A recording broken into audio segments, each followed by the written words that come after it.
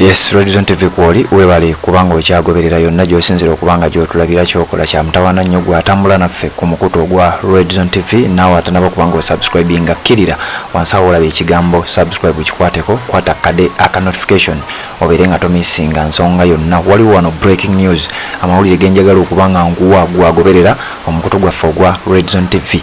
Ssaabasajja Kabaka empologoma ya Buganda finally eddoboozi lye liwuliddwako mu katambi ngendo okuwa nga kalaga Ssaabasajja Kabaka asinzidde mu ggwanga erya Namibia oba ngambe n'ayogerako eri Obuganda oba n'asoma ekiwandiiko eri Obuganda kubanga Ssaabasajja Kabaka oluvannyuma lw'okuba nti twakuwa amawulire akaseera akayise nti yatwalibwa oba yagendako mu ggwanga erya Namibia, eggwanga erisangibwa mu maserengeta g'olukalu olwa Africa. Twakubulira ki ekiri saidi eyo, ntukubulira biki byoba osuubira mu ddwaliro erimanyiddwa nga okuwongwali psychotherapeutic treatment ng'eddwaliro lino lisangibwa mu kibuga ekikulu eky'eggwanga erya Namibia ekimeddwa nga Windhoek mu katemerero akeesuuliridde. Njagala nsooke nkuwe ebigambo bya Ssaabasajja Kabaka obiwulirize bulungi nnyo owulire byayogedde ku nsonga ezigenda mu maaso mu Buganda, ku nsonga ezigenda mu maaso era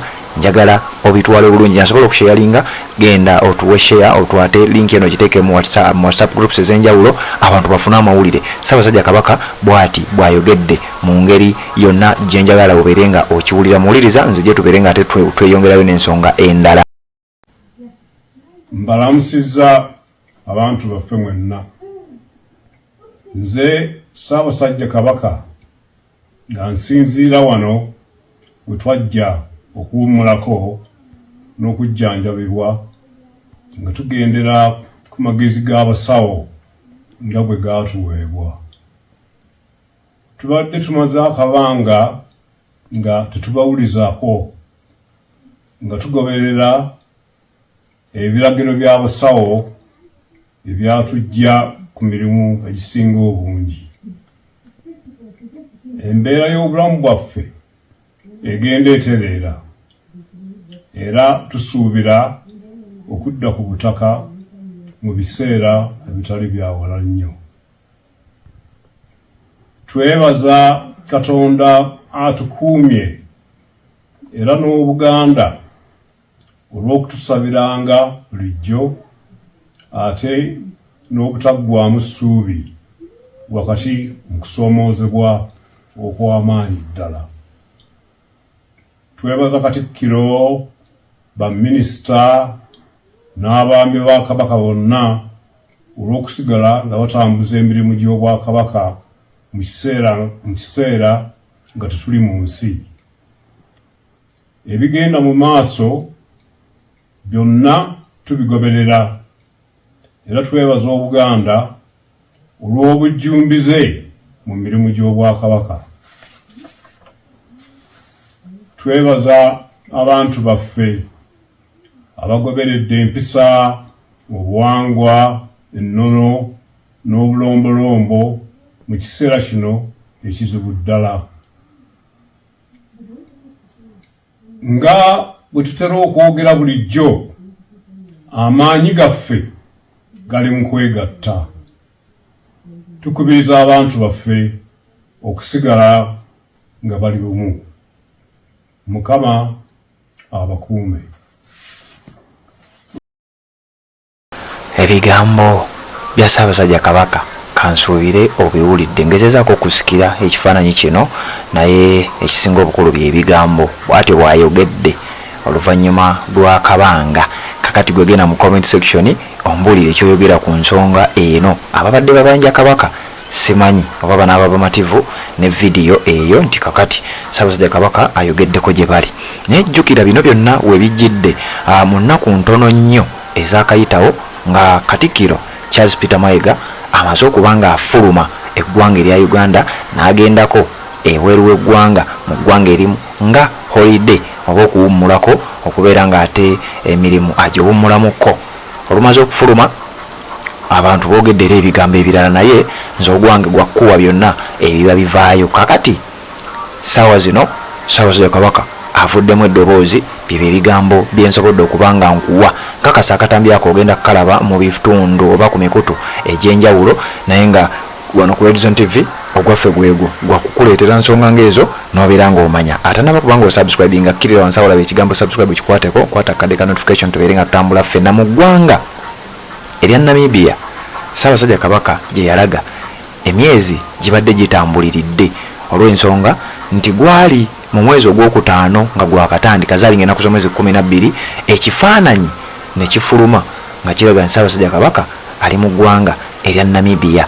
Kifaananyi kino kyafuluma ng'ennaku z'omwezi 12 gwali mwezi gwakutaano mwezi guli kubanga guno gwa musanvu lwaleero lumu nga 12 omwezi ogwokutaano kye kifaananyi kyasooka okufuluma nga kiraga nti Ssaabasajja Kabaka ali mu ddwaliro erimanyiddwa nga Okongwari Psychotherapeutic Treatment Center.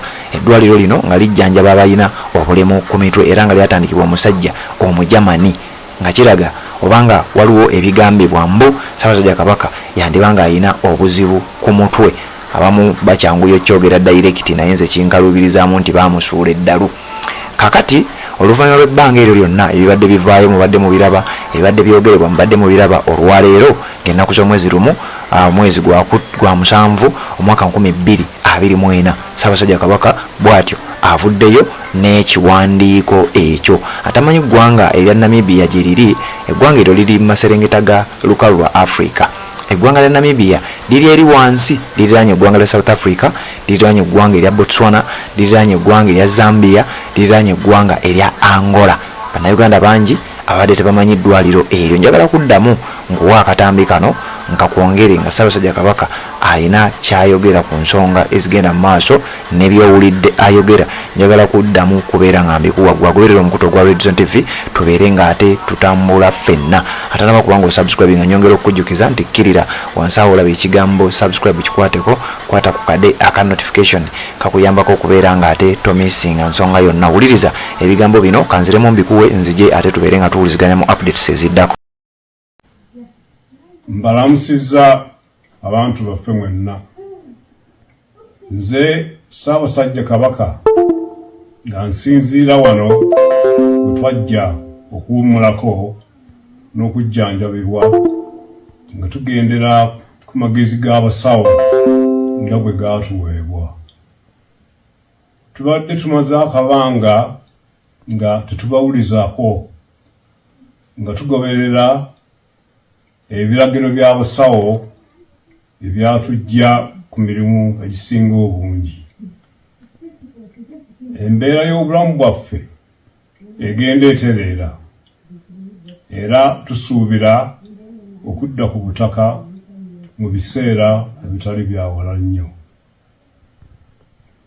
Twebaza Katonda atukuumye era n'Obuganda olw'okutusabiranga bulijjo ate n'obutaggwaamu ssuubi wakati mu kusoomoozebwa okw'amaanyi ddala. Twebaza Katikkiro, baminisita n'abaami ba Kabaka bonna olw'okusigala nga batambuza emirimu gy'Obwakabaka mu kiseera nga tetuli mu nsi. Ebigenda mu maaso byonna tubigoberera era twebaza Obuganda olw'obujjumbize mu mirimu gy'Obwakabaka. Twebaza abantu baffe abagoberedde empisa, obuwangwa, ennono n'obulombolombo mu kiseera kino ekizibu ddala. Nga bwe tutera okwogera bulijjo, amaanyi gaffe gali mu kwegatta. Tukubiriza abantu baffe okusigala nga bali bumu. Mukama abakuume.